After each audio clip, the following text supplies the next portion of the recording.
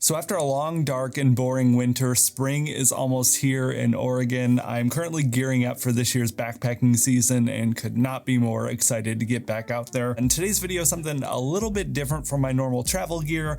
I wanted to share some of my favorite backpacking gear pieces, all under $20. First up here, we have the Trekology Aluft 2.0 inflatable pillow. Talked about this thing in years past for regular travel, but I originally bought it mainly for backpacking.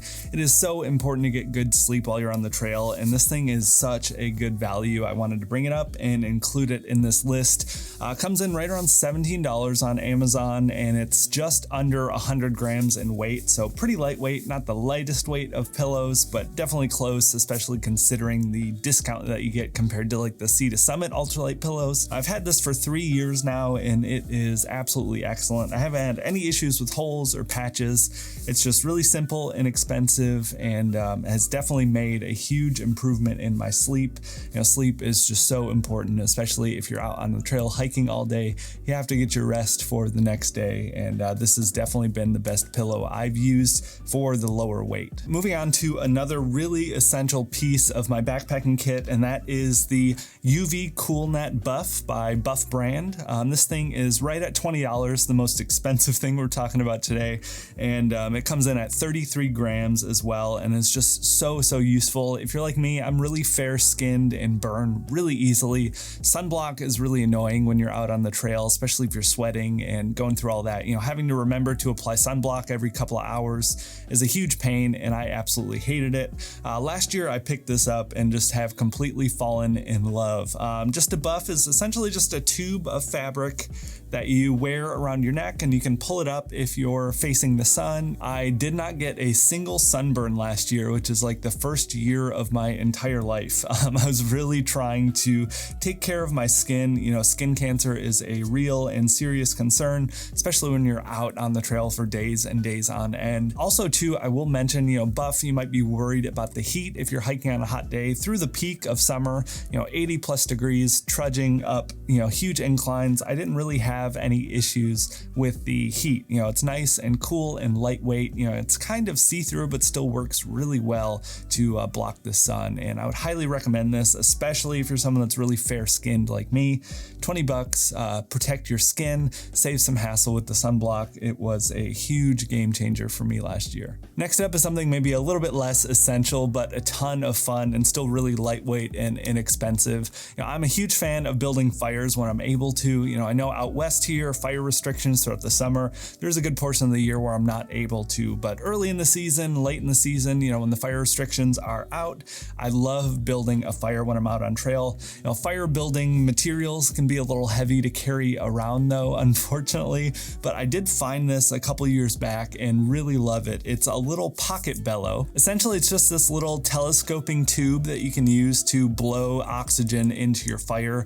It makes a huge difference in keeping the fire going, especially, like I said, for me, I have to go really early season or late season if I want to be able to have a fire due to all of the restrictions here out west. And a lot of times the wood's really wet and it's tough to keep a fire going well. And, you know, you can try and wave things around, but you risk kind of burning your gear. And, you know, I actually used to use one of my little camera, you know, sensor cleaner poof things, but that actually melted. It's just really simple and lightweight. It's $8 and comes in at 20 grams, so less than an ounce. And it makes a huge difference in being able to keep a fire going if you're in less than ideal fire conditions with, you know, really wet, crappy wood. So pick this up if that sounds interesting to you. It actually does come with two pieces, with a bigger piece of the telescope, and it gets bigger.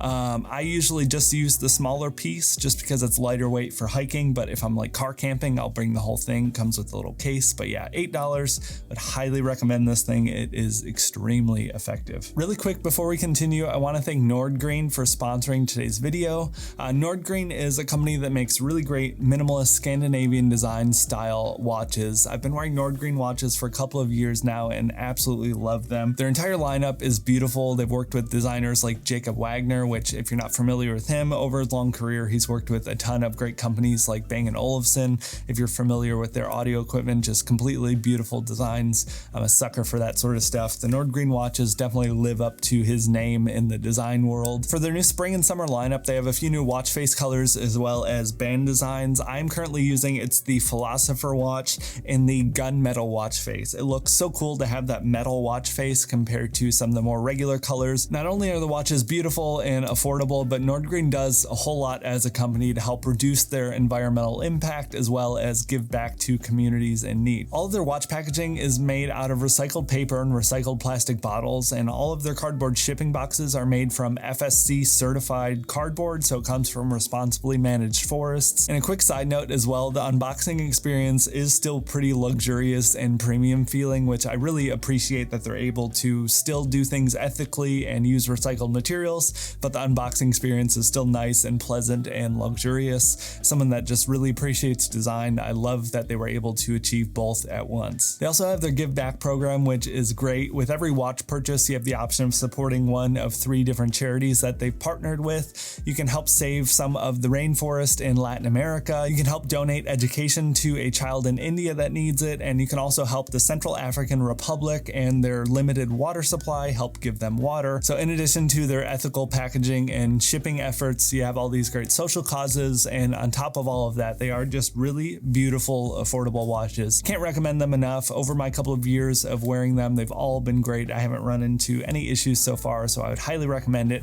Be sure to check the link in the description down below for a bit of a discount and check out their new collection. Like I said, they have these metal watch faces now, which are awesome and definitely my style. They also have those new bright colors for the spring, if that is what you're into. Next up, we have the Govee Home Smart Thermometer. This was actually something that was not designed for backpacking, but has proven to be one of my most useful pieces of kit that I've picked up in recent years. Being able to know how your gear performs in a different range of weather conditions is extremely useful, especially if you're testing gear in the beginning, but even when you're not testing gear, it just gives you more knowledge and information so you can be more prepared and safe in the future. I do all of my backpacking completely solo, and a lot of times, I might be a couple days away from help or something, so I need to make sure when I'm preparing for a trip that I am properly equipped. That's why I don't do a lot of winter backpacking. Unfortunately, I'm just not really equipped for those like really extreme cold temperatures. I'm good to about 20 degrees. Much below that, I start running into some problems. Comes in at 22 grams and it is $15. I think it's just a normal like CR2032 battery that comes in here. I've not had to replace it. I picked this up, about 2 years ago now,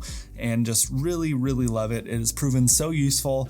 I tend to keep a log of all of my backpacking trips, and I will usually keep a log of the highs and lows of the trip for the temperature. So, in future years when I'm planning trips in certain areas, I can get a better idea of how things were and how my gear performed in those weather conditions. Very important for safety purposes, and if you're just someone that enjoys collecting all of that data, it is fun as well. Logs, I have a widget on my phone so I can check it at my will. You can actually download the temperature changes if you want. Just very useful, very inexpensive, and under an ounce. You can throw it in your pack and just kind of forget about it. Getting back into something more essential, a good backpacking stove. I have been a huge fan of the BRS titanium ultralight stove. If you're already an avid backpacker, especially if you're in the ultralight community, I'm sure you're familiar with this, but in case you haven't heard of it, it is this little tiny inexpensive stove, and it's absolutely great. I weighed it before recording here, and I think it was 24 grams. These are under 20 bucks on Amazon, and it just works so well. 3 years going strong. I haven't had any issues with this, and I actually use this car camping. I've cooked burgers and like pork tenderloin and all sorts of stuff on this little tiny baby stove. And it's really nice when things line up. A lot of times you have to pay so much more money to get something really super ultralight. This is lighter than most stoves you'll find on the market, and it's also less expensive. I know there are some, more feature-filled stove options out there, but I just can't seem to break away from this thing. It's so much lighter, and it has worked perfectly for me for 3 years and counting. Next up is an important item for food storage, and this is the Opsak. Essentially, it's just a really thick, heavyweight Ziploc plastic bag. If you're not familiar, it is completely scent proof. So if you're out there with any sort of animals, especially if you're trying to protect yourself from, bears or wolves or cougars or anything, you want to make sure and keep those predators away from your food and away from your camp so they're not bothering you. This is a great and safe way to do that. And even aside from, the bigger predators and bears that most people think about, you have mini bears, rats, mice, raccoons, squirrels, those things can chew and eat and ruin your trip and eat all of your food in the process. This is just a great layer to have to make sure that none of the wildlife in the area can smell your food while you're asleep. I use this in conjunction with an Opsak bear bag instead of using a bear canister. A bear canister would take the place of this and the Opsak, but it is much heavier and bulkier to keep in your pack. Always practice good food storage practices. Most of the mountainous areas that I backpack in here out west just don't have good trees for bear hangs. So this can be just tied around a tree with the Opsak, and it's completely scent proof. And if a bear does get it, they're not going to be able to get inside, keeping that bear's life safe as well as my own. So I'd highly recommend these. I think it's $15 for a 2-pack or something. Very lightweight, very essential and important if you want to have good food storage practices. Next up, we have another safety item, and this is a Nylafume pack liner. A lot of times you can pick up those heavier weight, nylon or whatever the material pack liners, and they work great, but they are a little heavy and bulky. I know a lot of people also use thicker trash compactor bags. Those also are very effective, but you're going to pay a bit of a price in weight. Nylafume is just a really lightweight but completely waterproof. It's essentially just a big plastic bag that goes inside of your pack.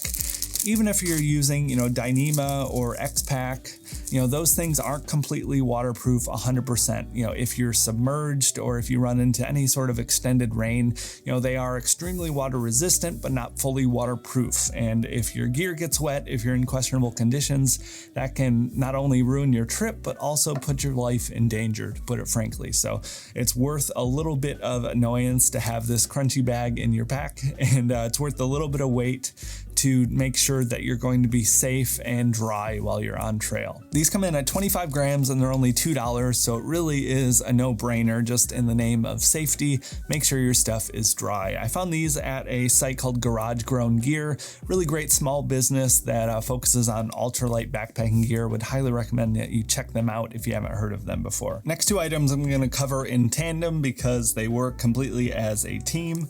First up, this is the GSI Outdoors Ultralight Java Drip. This is a little 9-gram pour-over system. So if you are a bit of a coffee nerd like I am, you can make really great pour-over coffee while you're out on trail with basically no weight sacrifice. 9 grams is basically nothing, and it's been really fun to use. I used instant coffee packets for a while, but they're nasty and a little wasteful from all the extra packaging. I picked this up last year after seeing a couple of other YouTubers use it and really had fun with it. Waking up in the mountains and making like actual pour over coffee is just such a joy for me when I'm out backpacking, because you needed to pour your water from your cook pot. I couldn't use my cook pot for coffee like I was, so I did finally pick up a cup to bring with me while I'm out backpacking. This is the Sea to Summit Cool Grip X Tumbler. Comes in at 60 grams, so a little heavier at a couple of ounces, but definitely well worth the trade-off, and I'll explain why in more detail in a second.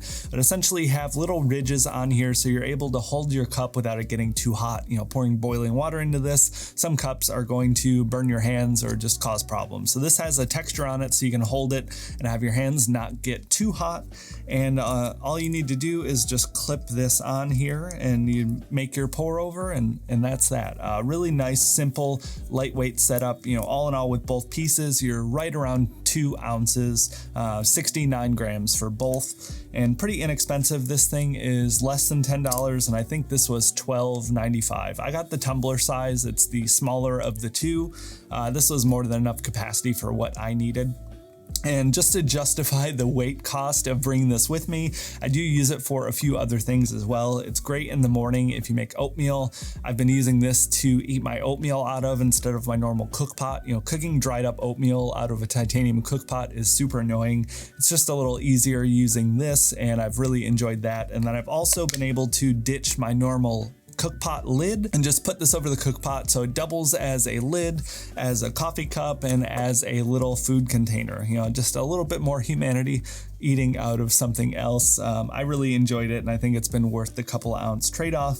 And most importantly, just having like actual pour over coffee when I'm out in the mountains is just so satisfying. So I'd highly recommend that. You know, both are inexpensive, both are pretty lightweight, and you know, if you're someone that just really loves coffee, ditch those instant coffees and look at some better options. This is actually going to wrap it up for the episode. I hope you enjoyed this one. If you're a new backpacker, all this stuff is really great and inexpensive, which is just an excellent combo to be able to find really good, useful gear and save some money. And if you are an experienced backpacker, I'd love to hear if you have any unique gear items that you'd like to share to everyone down below or myself. Thank you all so much for watching. I am so happy to be back, and I'll talk to you next week.